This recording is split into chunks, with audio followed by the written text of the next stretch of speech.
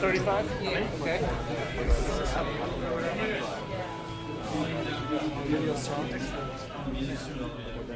Alright, this is mic check for the press. Making sure everything's good. Sounds good. No audio gremlins. 4200K of lighting-ish, mixed with obviously the color temperature in the room, which is a little bit warmer. Yeah, and make sure you guys got the audio that you need. Sound good so far? Sounds good. Cool, awesome. Maslin, you still got audio okay? Yeah. Awesome. You guys can all hear me? Great, okay. So before the VP comes out and gets announced, 4 bars is going to play. When 4 bars plays, go to attention, stand up and go to attention, and then once it's done playing and he comes out, you guys can, he'll tell you to sit down, I'm sure. So that's typically the protocol for that. So just better safe than sorry on that one. So if you can send an email, just warn people that. Cool. That's all. I'm just going to tell you what I came out here. Just wanted to let you know. So. Same for you guys. It's like the intro. I can. Yeah, I'm good. It's like, like 4 times. It's like the intro for flourishes, essentially for him. Yeah. So. Yeah. But it plays before POTUS and VPOTUS when they walk out. So sometimes it kind of it's more of a military thing, but yeah. Hey, Bregman. Are you guys good? Yep. Yeah. Good. Awesome. Okay, and the mic sounds great. So cool. Back to the music.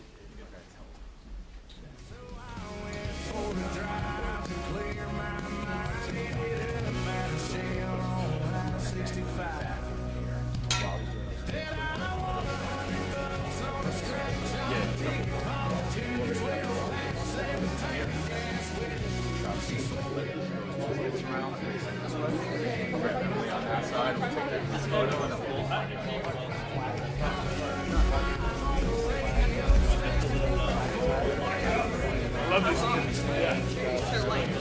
Well, that's why I take these on the road. It's a lot easier to deal with. Yeah.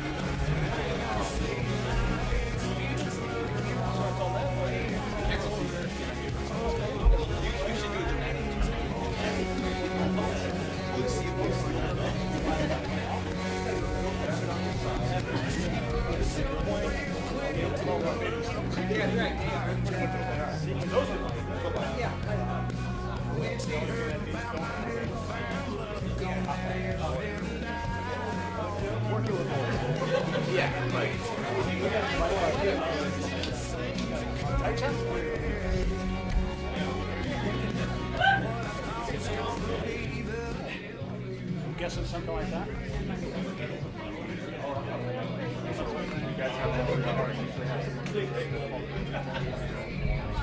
mean, I can see the seal when he's talking. But for the wide shot, yeah, I'll probably start something like that. Yeah, I'll do that, and do that. I can pull that and then push it to the next one.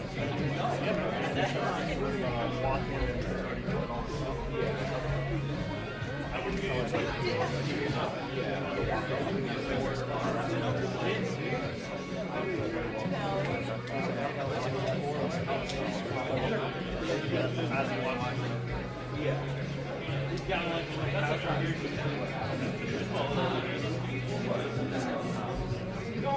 okay, I'll let it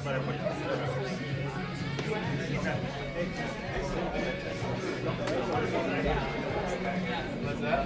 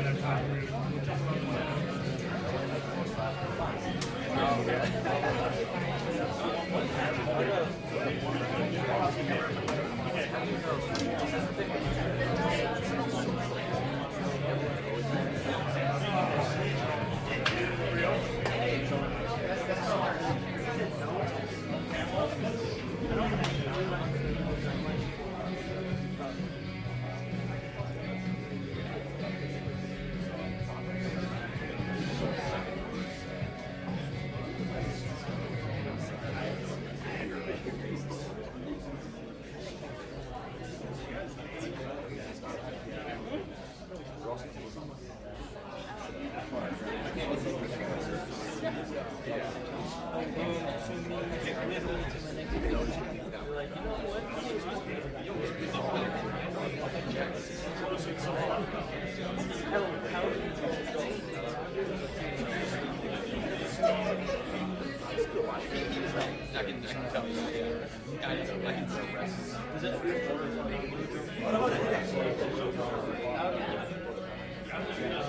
know my plan.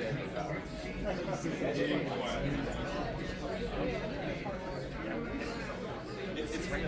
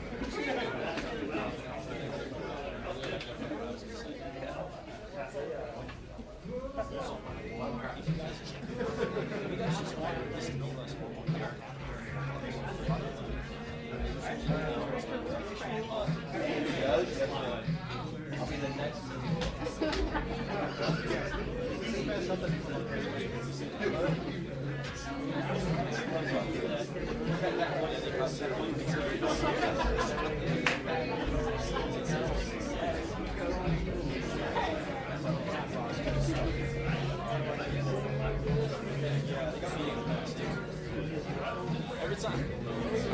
You guys are always streaming quite often to check stuff. Not always, but yeah. And so they got me an Eagle Pass, so now I own the entire team here because you guys got me. Yeah. It's just a lot. All the noise is coming. Yeah, that's not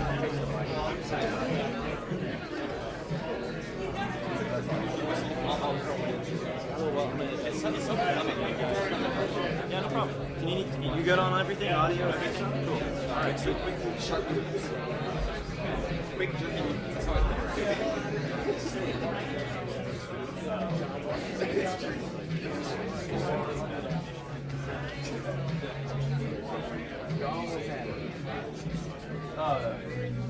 yeah.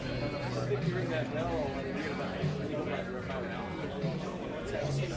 maybe tell them it's about traditionally that's about a race.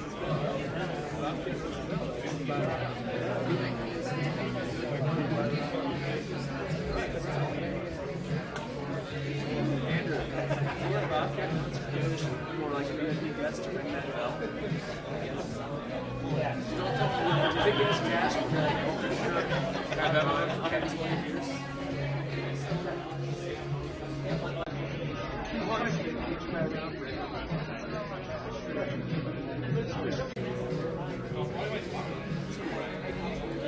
I can mess up the weather. Yeah.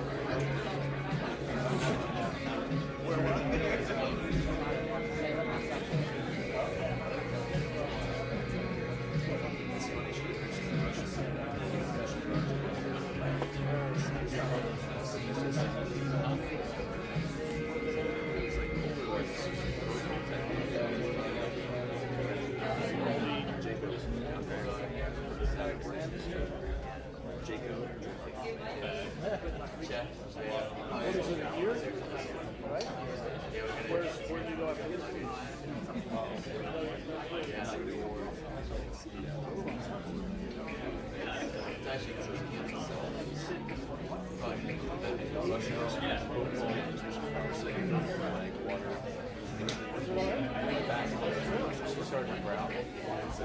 Hey, Sergeant Brown.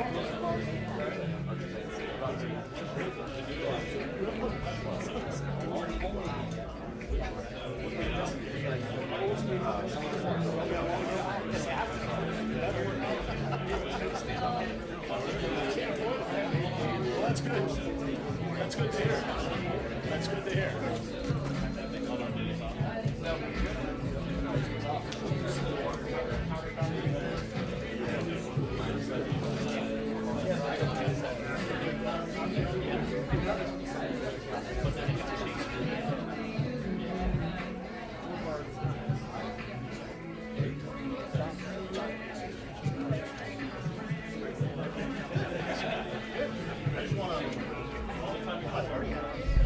Give it a shot. I know it's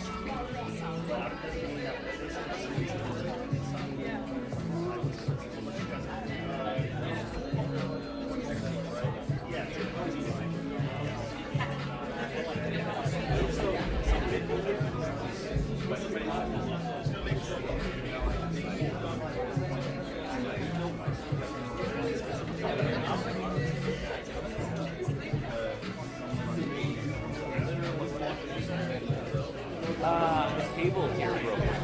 It worked under the wing. It worked in the lunch. We got into the briefing room, and I'm actually in the van. It started going crunch, crunch, crunch. Yeah, so I tried a different pigtail. It didn't work. So I just went right from the microphone and fortunately I had a 20-foot. When it's time to leave, I'd be like tripping all over the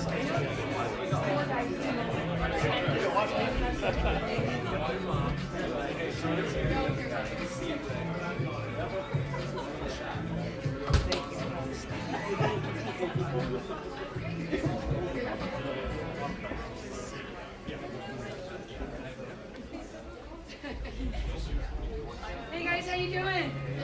All right. Living the dream every day?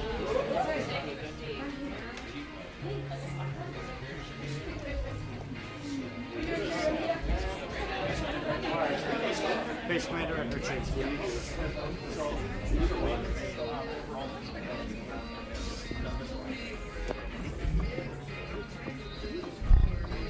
You guys look great up here. Great.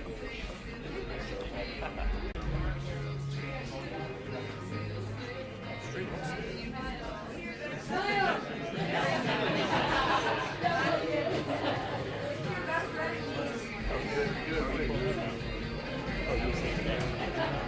some people have it.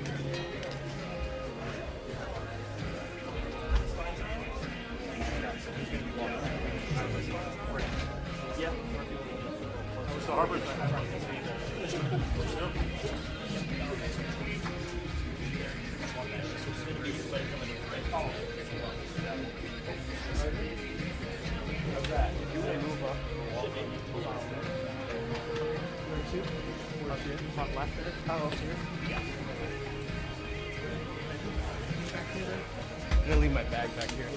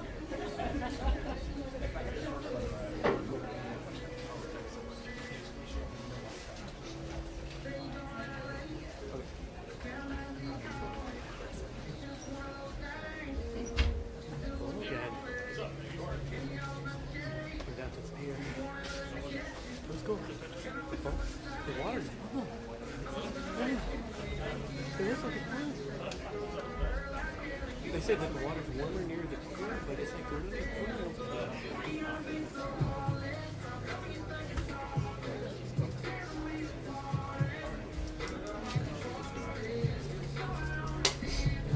Hey, we almost lost it. Oh, sorry.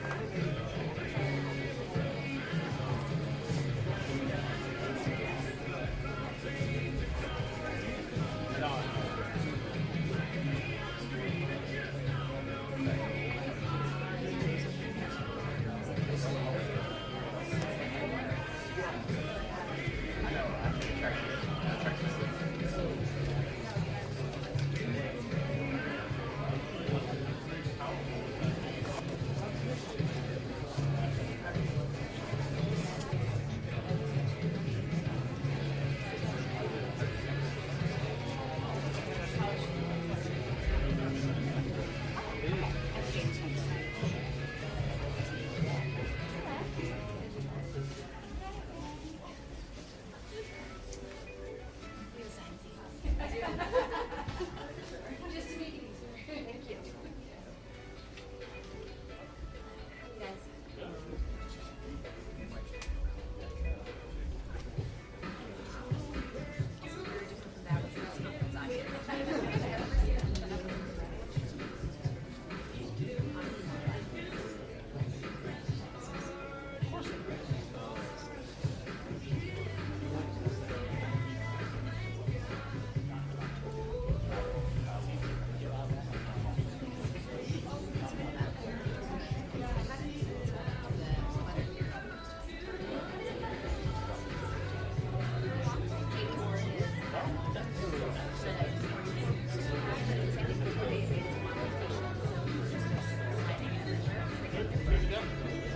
That's not right.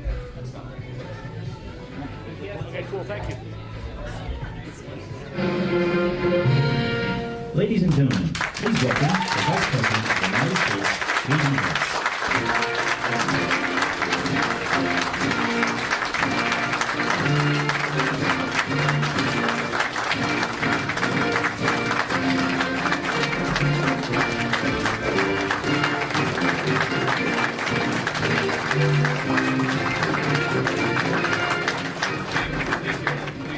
Please, at ease, have a seat.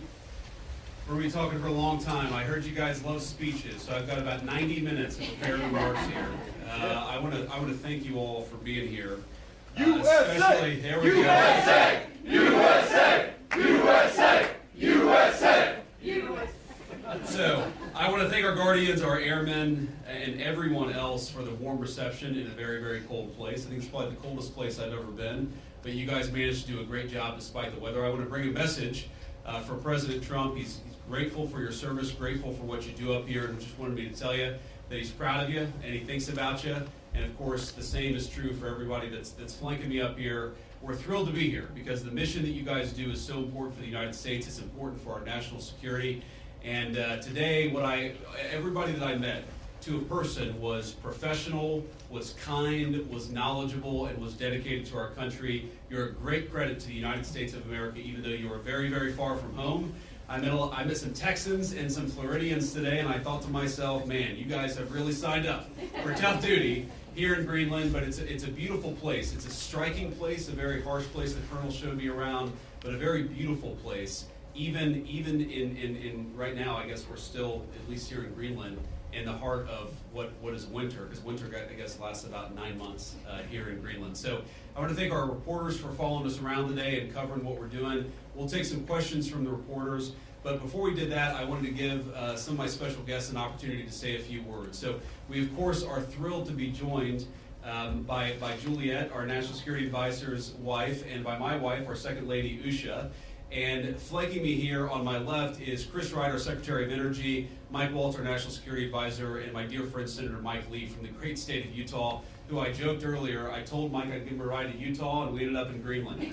But I want to, because each of them care about this territory and care about the mission of the American military here in Greenland, for various reasons, touching each of the areas that they focus on, I thought it would be worth hearing from each of them for a little while. So, Chris, if you would say a few words about the importance of energy. Thanks, Chris. Here we are. I will. Let me echo the Vice President's comments to thank you for your service to our country, wherever it is, whatever it takes.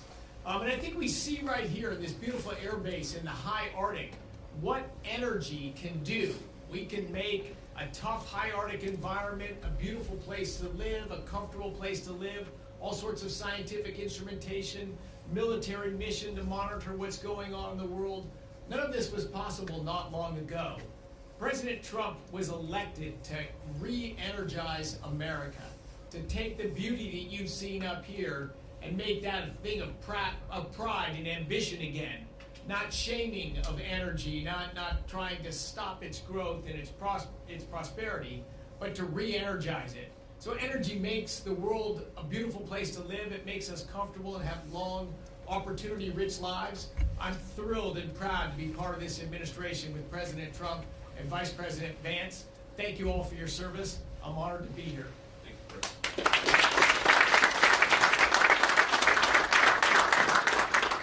I guess when we flew in, it did look a little bit like Utah in the wintertime. Only there are substantial portions of this land that are always covered in ice, and it doesn't change. I really enjoyed talking to a number of you a little while ago as you were telling me that when you're deployed here for a year without your family, without your spouse, without your children. That is emblematic of so many of the sacrifices that so many of our armed services personnel make. And my conversations with our airmen and guardians this afternoon reminded me of the fact that the American people are indeed in good hands. They're in your hands. What you do here makes us safer. And when we're going about our business, our day-to-day lives at home, we don't have to worry about the things that you worry about because you're doing it for us. Thank you so much for that. And I look forward to learning more about what you do here and about the future of the United States and its interaction with this amazing land in this part of the world. Thank you.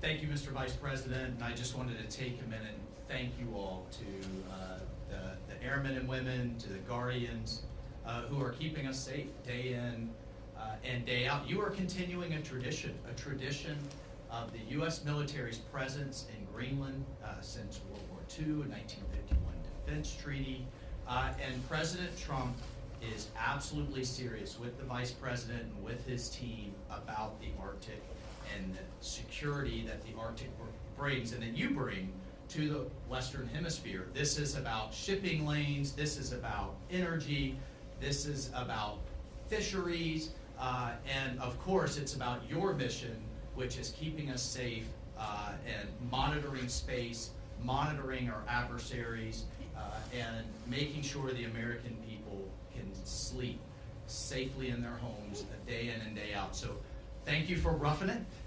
Thank you for being without your families. I bet every one of you are going to pick somewhere in, I don't know, Florida or the Bahamas or something for your next duty station, I would think. But this is also, I mean, what an incredible adventure.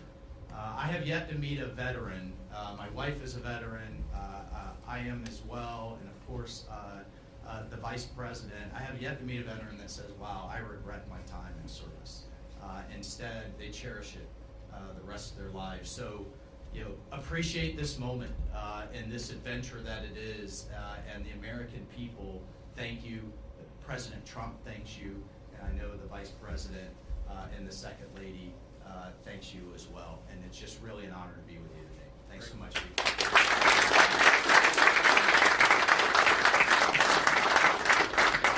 So thank you, Mike. And let me say just a couple of other things, and then we'll take some questions from the reporters. So number one, I think a lot of Americans wonder, why does Greenland matter so much? Why does the mission of this base matter so much to the American people?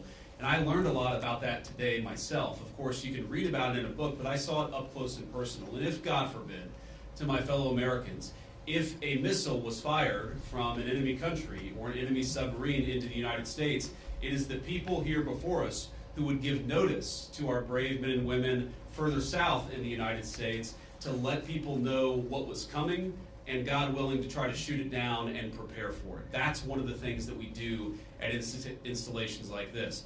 We know that Russia and China and other nations are taking an extraordinary interest in Arctic passageways and Arctic naval routes, and indeed in the minerals of the Arctic territories. We need to ensure that America is leading in the Arctic, because we know that if America doesn't, other nations will fill the gap where we fall behind. So what you guys do is so critically important.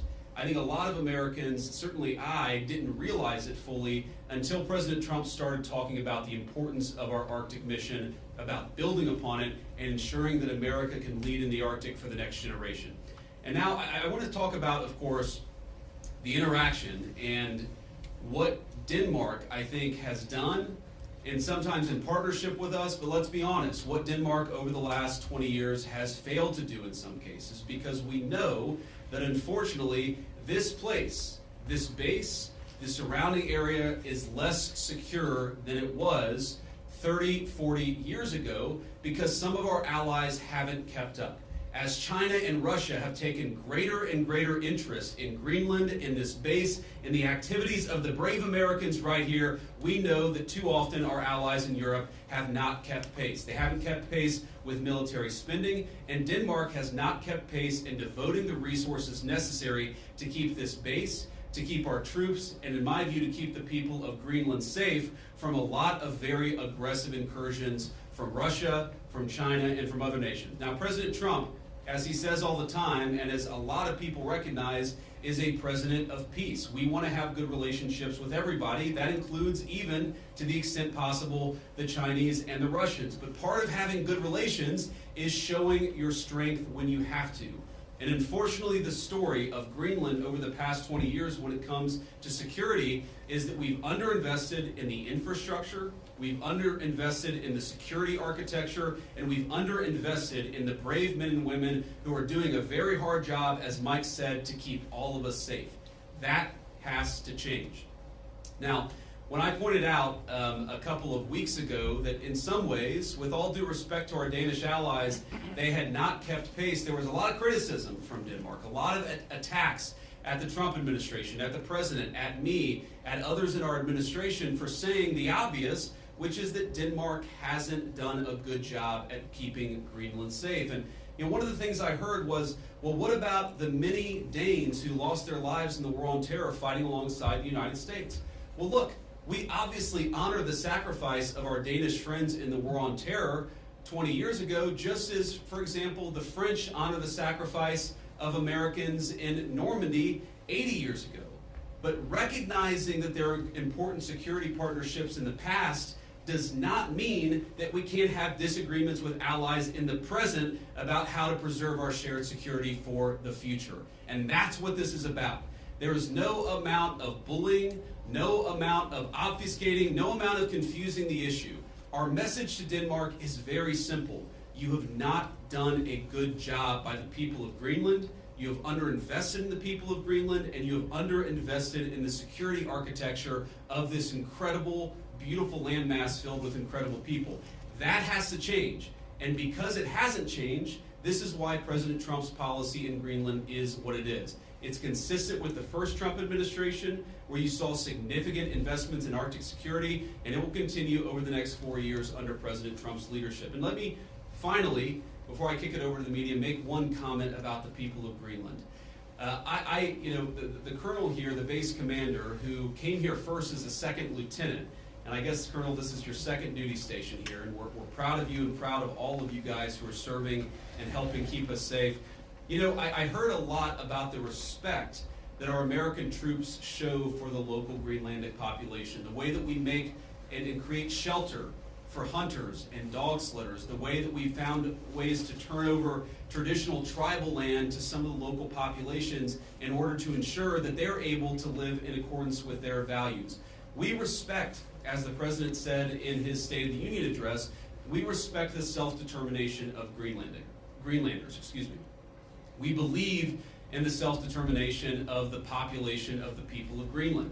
And our argument is very simple. It is not with the people of Greenland, who I think are incredible and have an incredible opportunity here. Our argument really is with the leadership of Denmark, which is underinvested in Greenland and underinvested in its security architecture. That simply must change. It is the policy of the United States that will change, and I'm proud to be able to stand here with so many brave Americans to better understand the security mission and better understand what you guys do each and every day. For that, I'm grateful for your service. I'm even more grateful. I love you guys. I'm proud of you guys, and President Trump stands behind you and will for the remainder of his administration. Thank you all. God bless you.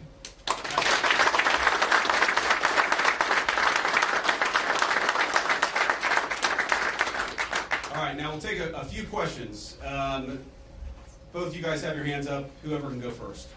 Red scarf, go first. Yep, sure. Thank you, Mr. Vice President. Do you have any plans, are there plans to expand the U.S.'s military presence in Greenland beyond this base? Well, are there immediate plans to expand our military presence? No, but are there general objectives that we want to accomplish that will certainly require us investing more resources, investing in additional military icebreakers, investing in additional naval ships that will have a greater presence in Greenland? Absolutely. And we know that's necessary because we know, as Mike talked about and certainly I talked about, there has been an expansion of the security footprint and the security interest of Russia and China. They're doing what they believe is in their interest. The United States must do what I know is in our interest, which is to make sure that Greenland is safe. If Greenland doesn't have self-determination, if the people of Greenland have their future controlled by the Chinese Communist Party, it's not going to make their lives better off, and most importantly, it's going to make American and world national security, world security, much, much weaker. We in some ways need to wake up. We need to wake up from a failed 40-year consensus that said that we could ignore the encroachment of powerful countries as they expand their ambitions. We can't just bury our head in the sand, or in Greenland, bury our head in the snow and pretend that the Chinese are not interested in this very large landmass. We know that they are. They've taken steps to put Greenland in ridiculous debt traps to invest and exploit the resources here. And we know that they're sending a lot of military resources here. Yes, over the medium term, the United States will meet that challenge. We will put our own resources here. We already have a lot of great resources here, but we know we're going to have to do more to counter some of the nations that we know that we're competitive with. Sure. Thank you so much, Mr. Vice President. And the President said today that we have to have Greenland. By being here today, are you also conveying that message that the U.S.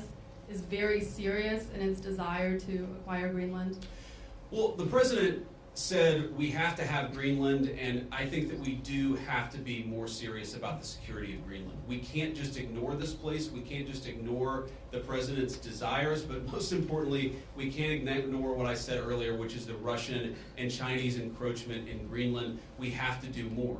And what the President said in his State of the Union address, and he was very clear about this, is we respect the self-determination of the people of Greenland, but my argument again to them is I think that you'd be a lot better coming under the United States security umbrella than you have been under Denmark's security umbrella. Because what Denmark's security umbrella has meant is effectively they've passed it all off to brave Americans and hoped that we would pick up the tab. We're simply saying to the people of Greenland, when the President says we've got to have Greenland, he's saying this island is not safe. A lot of people are interested in it. A lot of people are making a play. We know that America cares about the security of this island for the sake of the people of Greenland, but also for the sake of the national security interests of the United States of America. So our message is very simple. Yes, the people of Greenland are going to have self-determination. We hope that they choose to partner with the United States because we're the only nation on earth that will respect their sovereignty and respect their security, because their security is very much our security, as these brave Americans show. John Parkinson with ABC News. Thanks for bringing us along on this historic trip. I wanted to ask you about last week's news with the Atlantic. We've had a couple questions on Greenland. I feel like you've answered that. But I did want to ask, did you express your concerns to the President that you were opposed to the Houthi strike? And also, What did you mean when you asked, or when you said in that thread that the president wasn't aware that his directions for Yemen were inconsistent with his message on Europe? Well, I didn't quite say that. I think that's a slight bit misunderstanding of what I said, but we've talked, of course, in the American media about Signalgate, as I called it, for the past week. And here's what I told the president and the entire national security team, is that yes, it is in the interest of the United States of America to preserve navigation. Yes, it is in the interest of the United States to kill terrorists who are preventing navigation in the Red Sea, but we got to make sure that we do it right. We have to be careful. We have to make sure the timing is right. And of course, what that leak revealed, I think, is a private communication between the president's senior advisors about how best to prepare the American people for what we all thought we had to do, about the right timing of when we should do something, and of course, surfacing the strategic questions that we needed to decide and brief the president on so that he could ultimately make the decision about what we would do. What I saw in that Signal chat, and of course what I've seen in the President's senior national security team, is that sometimes we all agree and sometimes we all disagree, but it's important that we all have an honest conversation amongst ourselves and with the President of the United States about what we think is the best interest of the national security of the United States of America. I support the President's decision to strike the Houthis. I always supported the President's decision to strike the Houthis, and I support the national security team having the argument about how best to serve the American people. Go ahead. In your security briefing today, did you see specific threats coming from China and Russia, things that you did not know about before? Are we talking battleships, icebreakers, any type of military equipment, or is it economic? Well, I don't want to get too specific, but yes, we know that the Chinese are very, very interested in this island. We've seen some of the economic pressures that they've tried to place on Greenland. We know that they're increasingly engaging in military training and military interest. Certainly, they've started to describe themselves as a near-Arctic power. And I think part of that is justifying taking a further interest in Greenland and some of the surrounding territories. So we've seen very strong evidence that both the Chinese and the Russians are interested in Greenland. And why wouldn't they be interested in Greenland? It's a beautiful place. It has incredible people. It has its geographic placement makes it very important for the national security of the United States, but for world security. What we have to recognize is that if the Chinese and the Russians are going to pursue their national interest, we need a president who's going to pursue the American national interest, and that means ensuring that Greenland is safe. When can we expect an update on the internal investigation into that Signal chat leak? Has that investigation concluded, and what are the findings? I think we'll get an update soon. Look, we take it very seriously. We all accept that a journalist should not have been invited into the chat, and members of the administration, including my dear friend Mike, have taken responsibility for it. But I find the American media's obsession with this issue very, very interesting, because I happen to remember about 4 years ago when American military leadership made a catastrophic error that got 13 innocent Americans killed in Afghanistan and had about $80 billion of military equipment turned over to one of the worst terrorist organizations in the world. And for years, the American media ran cover for a Biden administration that refused to fire any generals or even launch an internal investigation that was meaningful and substantive about what happened. And now the same American media that covered for the Biden administration after the untimely death and the unnecessary death of 13 brave Americans is really, really interested in forcing the President of the United States to fire someone because of a Signal chat. Because of a Signal chat. That is not honest behavior from the American media, and if you think you're going to force the President of the United States to fire anybody, you've got another thing coming. President Trump has said it on Monday, on Tuesday, on Wednesday, on Thursday, and I'm the Vice President saying it here on Friday. We are standing behind our entire national security team. Can I just ask you about go ahead. The tariffs? There's been some retaliation, some signals at least in the media that Canada's going to respond, some of these others are going to respond to the president's tariffs. What's your message for Americans that are going to see costs increase on auto manufacturing, new cars, that kind of thing? Is it Buy America, or what's the message going forward there? Well, let me say a couple of things. First of all, for the Canadians, and we have many dear friends in Canada, and of course we love the Canadian people, But the Canadian leadership threatening retaliatory tariffs against the United States, as President Trump often says, they just don't have the cards. There is no way that Canada can win a trade war with the United States. What President Trump has said is that he wants to level the playing field. For decades, Canadian leadership has forced American farmers and American manufacturers to play by an unfair set of rules. All President Trump has said is that we're done playing by an unfair set of rules. If you're going to do something to our industries, then we're going to do something back to your industries. That's how you protect American manufacturing, and that's how you protect American jobs. Now, what I'd say to the American people is look, the president ran on this, and he said very clearly that we're done being the piggy bank of the entire world. For 40 years, in the same way that our European friends, I think, have neglected international security, for 40 years, a lot of our friends all over the world have used America as a piggy bank. They have used us to absorb all of their excess economic production. What does that mean for Americans?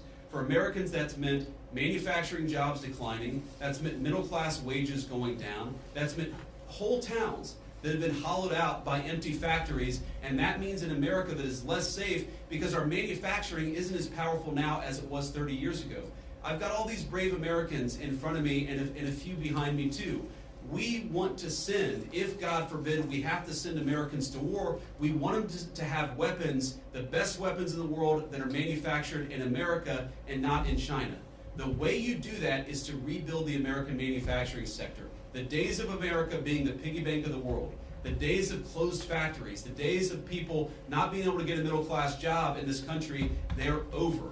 And yes, that means we're going to have to fight back even against some of our friends and their unfair economic practices, but the long-term consequence of this is going to be higher wages, more manufacturing, and more economic security for the American people. We'll take a couple more questions. On Russia, has the U.S. agreed to those conditions that the Kremlin said were needed for that truce in the Black Sea? It included lifting sanctions imposed on Russian banks. Trump said this week that you were still looking at it. Well, there are a couple of different statements that are floating around out there, and some of them I think are mistranslations, and some of them are not totally clear what is even being asked for. But the president has said, and he's right, that I think we feel very good about where things are. We trust but verify. We make sure that what we're seeing from one party is met by the other party and vice versa. But I think that we've made an incredible amount of progress. We have to remember that this war started under Joe Biden's administration. It has led to an unbelievable amount of death and destruction. And for the first time in almost 4 years, thanks to President Trump's leadership, we have an opportunity to really achieve a peaceful settlement. The president's going to fight every single day to make sure that happens. And of course, we'll keep you guys updated as we continue to make progress. I do think, if you look at what we've talked about, we've obviously got this energy infrastructure ceasefire. We've got a Black Sea commercial ceasefire that I think is almost done. And once we get there, we'll work on the next stage of the ceasefire. Yeah. The president has previously not ruled out military force when he's talking about taking over Greenland. But your rhetoric today is more about encouraging the Greenlandic people to vote for independence.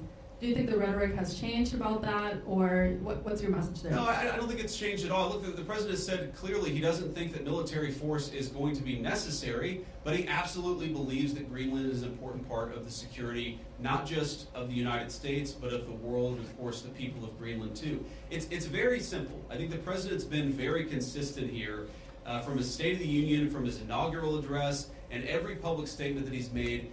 This territory, Greenland, really matters for the security of the United States. It's extremely vulnerable right now, and if the people of Greenland were willing to partner with the United States, and I think that they ultimately will partner with the United States, we could make them much more secure, we could do a lot more protection, and I think they'd fare a lot better economically as well. This has to happen. And the reason it has to happen, I hate to say it, is because our friends in Denmark have not done their job in keeping this area safe. They just haven't done it. It's very simple. For all of our friends in the American media who attack the administration for pointing out the obvious, what is the alternative? To give up the North Atlantic? To give up the Arctic to China, to Russia, and to other regimes that don't have the best interest of the American people at heart? We have no other option. We need to take a significant position in Greenland to keep the people here safe, but to keep our own country safe too. We'll do one or two more. Yeah. Trump said this week the U.S. would go as far as we have to go to acquire Greenland. In that same vein, that question, are there plans that have been drafted to use military force to take over Greenland? Well, what the president has said, is that we need to have more of a position in Greenland. We need it, again, for the safety of the American people. And what we think is going to happen is that the Greenlanders are going to choose through self-determination to become independent of Denmark, and then we're going to have conversations with the people of Greenland from there. So I think that talking about anything too far in the future is way too premature. We do not think that military force is ever going to be necessary. We think this makes sense. And because we think the people of Greenland are rational and good, we think we're going to be able to cut a deal, Donald Trump style, to ensure the security of this territory, but also the United States of America. I'll do one more question. And you spoke about economic interests, how the U.S. could develop Greenland more economically.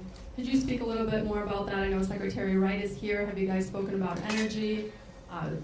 Senator Lee is here as well. Just wondering what those discussions have been like. My point actually is that other countries have explicitly gone after Greenland, and I think with a mind towards economic exploitation. Sometimes asking Greenland to get itself into terrible economic debt traps that would make the people of Greenland not self-determined and sovereign, but to mortgage their future to hostile foreign countries that don't have their best interests at heart. That is not what the United States of America wants to do. What we want to do is to protect the security of this territory because it matters for us and it matters for the people who live here. All right, guys, thank you all. And let me just say one more final word to the Guardians, the Airmen, the other service members gathered here. Thank you. From the bottom of my heart, it is incredible to be a vice president who has served just as our NSA, Mike Waltz, has served, to know the sacrifice that comes along with it, and to see that there are still incredible young Americans willing to put on the uniform and serve this country. You make America a better place, and you make an honor to serve as your vice president. God bless you guys. Thanks for having me.